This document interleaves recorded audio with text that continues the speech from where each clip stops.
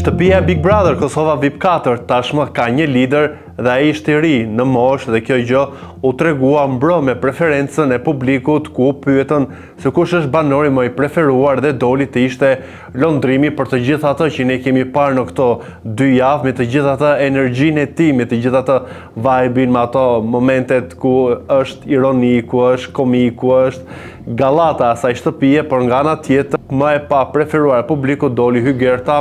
duar të gjithë në ajër, pasi askush nuk e priste. Zakonisht dalin ata që nuk dalin as pak në prime, që nuk janë as pak aktiv në shtëpi, po ndoshta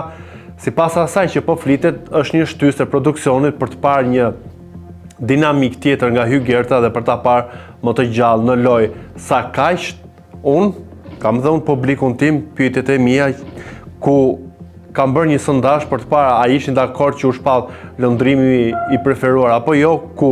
në 192 vota, pra 81% u shprehen që po, 74 u shprehen që jo,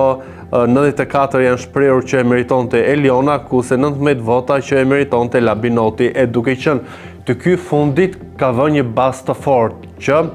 nëse në vijim vllai i madh do t'i japi një detyrë për të veshur si femër për gjatë në loje, ai do dal nga shtëpia e Big Brotherit, kjo me një gricje që ai ka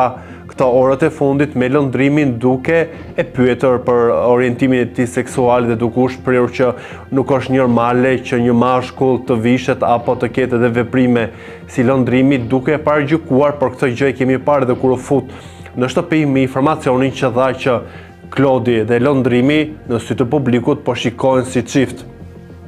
Labi e ka treguar që është një lojtar që prek në pika ku mendon që do të krijojë debate, por nuk e di se sa do t'i ecë tashmë kjo lojë me pikpyetjen e tij për orientimin seksual të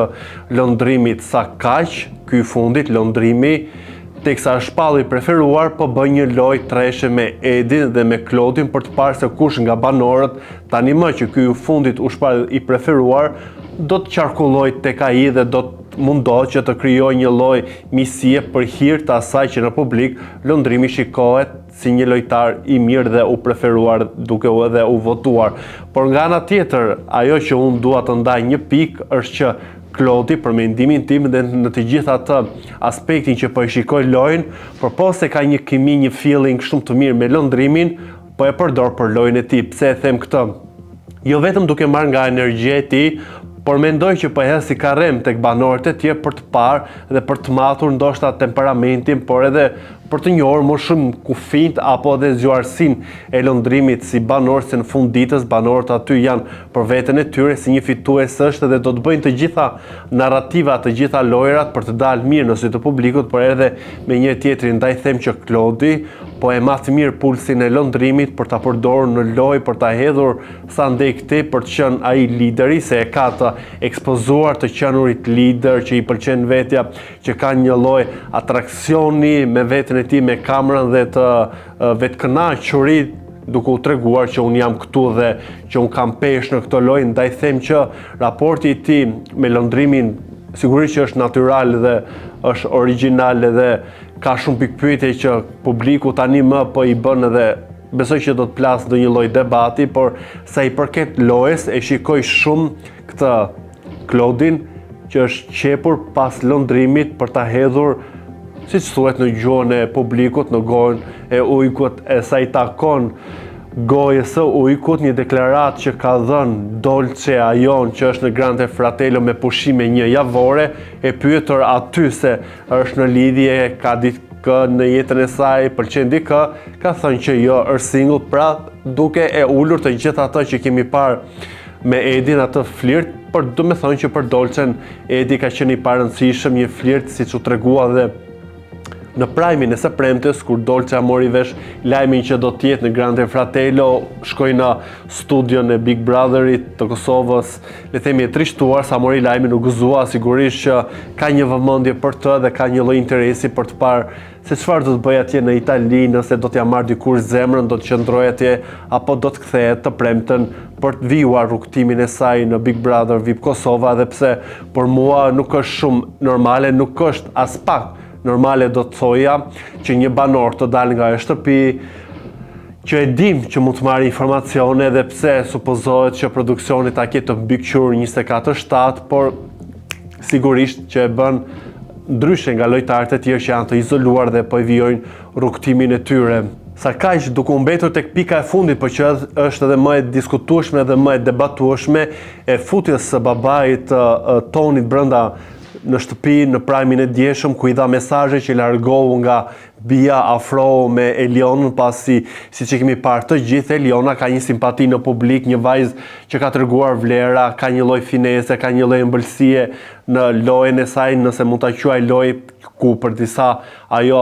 po përdor këtë kartën e viktimizimit, por e kemi parë në shumë situata që është treguar e matur, me këmbë në tokë, shumë e logjikshme dhe shumë e zgjuar, prandaj edhe ka këtë pëlqimin në masë të publikut dhe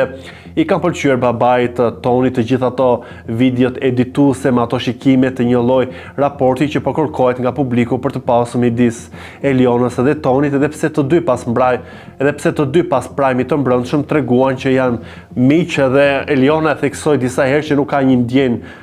përposa asaj miqësore me Tonin, dhe ky i fundit gjithmonë e ka cilësuar dhe ka vënë atë pikën tek mosha, dhe pse babai i tij u shpreh që mosha nuk është problem, por për ta mbyllur të gjithë këtë narrativën e kësaj drame, më pëlqeu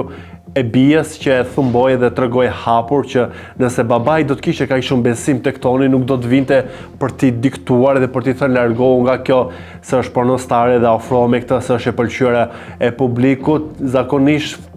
familjar që futen në lojë, që japin informacione, ngatrojnë lojën dhe në sytë e publikut shikohet si një djalë ende që është nën tetulën apo nën ato udhëheqjen e babait, dhe nuk është e bukur që një djalë 33 vjeç sa është Toni ende le të themi të marrë. Dhe nuk është e bukur që ende një djalë 33 vjeç që është Toni, që ka një mirësi, ka një lloj dashamirësie në atë që përfaqëson dhe në atë që transmeton, që ende të marrë apo le të themi të lejoj babain e tij të ndikojë në një lojë ku në fund të ditës e dim që është një lojë, do të mbaroj Big Brotheri dhe gjithë secili do të marrë ata më të mirën për të shkuar aty ku ka dhe synimet, por duke dhënë dhe ato qëndrimin tim, për mua sjellja e babait ishte shumë arrogante kundër Bias, edhe pse mund të mos bijem dakord për ekspozimin e saj shumë porno që bën në shtëpi apo edhe në jetën e saj, por ajo u shpreh e hapur që e pranoi dhe Toni, që të dy kanë pasur një lloj flirti. Pra Toni me profesion është regjisor, ndoshta ka dashur të provokojë sigurisht me këtë le të themi lidhje që dihet që është shumë e debatueshme dhe shumë e paragjykuar dhe jo e pranuar në shoqëri. Mendoj që ka bërë zgjedhje jo të mirë duke menduar që të bëjë një lojë me Bian, se doli i djegur nga kjo histori dhe nuk është se ka të mbështetjen maksimale në këtë rast nga publiku, se të gjithë ishin me Bian, se në fund të ditës është treguar më i sinqert dhe më i hapur në atë lojë. Do doja të dija mendimin tuaj për të gjithë këto situata që po sillen në shtëpi, se kush do të dalë më mirë apo se kush do ta përjetoj më keq këto ditë deri në prajmin e së premtes, por më kryesorja të mos harroni të bëni edhe subscribe kanalit ton Koha Jo në YouTube.